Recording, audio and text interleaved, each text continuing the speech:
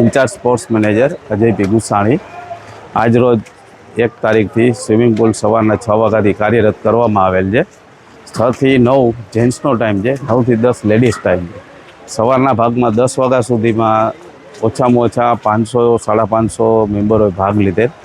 સાંજે 4 થી 6નો ટાઈમ છે, જે જેન્ટ્સ અને નાની નાની છોકરીઓ અને બેબી પુલની પણ અહીંયા વ્યવસ્થા છે, જેમાં 5 વર્ષના બાળકો માટે છે અને એને થોડોક ટાઈમ એમાં રાખે અને પછી જેમ પાણીની બીક ઓછી થતી જાય તેમ તેમ અમારા કોચ દ્વારા તેઓને 4 ફૂટ 5 ફૂટ એ રીતના સ્વિમિંગ શીખવાડવામાં આવે છે।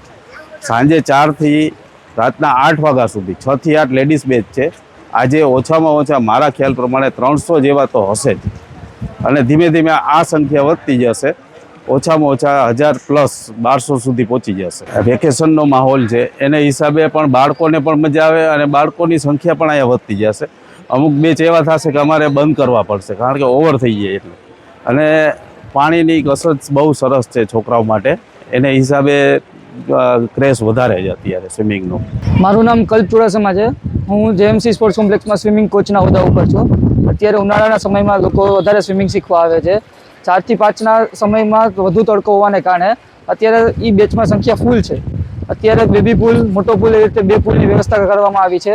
મોટા પુલમાં 4 ફૂટથી ઉપરના વિદ્યાર્થીઓને શિક્ષિત કરવામાં આવે છે અને નાના પુલમાં 2.5 ફૂટથી 3 ફૂટ સુધીની વ્યવસ્થા કરવામાં આવી છે। સ્વિમિંગ એ સ્પોર્ટ્સની સૌથી વધારે કોમ્પિટિશન છે। તેમાં સૌથી વધારે અને ટફેસ્ટ કોમ્પિટિશન હોય તો સ્વિમિંગની કોમ્પિટિશન છે। એટલે જે લોકોને સ્વિમિંગ નથી આવડતું તેમને સ્વિમિંગ શીખવાડવામાં આવે છે અને તેના પર પૂરતું ધ્યાન આપવામાં આવે છે। તેને કાંઈ ઈજા ન થાય તેના માટે પણ પૂરી વ્યવસ્થા કરવામાં આવી છે। સાંજ સમાચાર ફેસબુક પેજને લાઇક કરો, વિડીયો શેર કરો અને વધુ વિગતવાર સમાચાર માટે sanssamachar.net વિઝિટ કરો।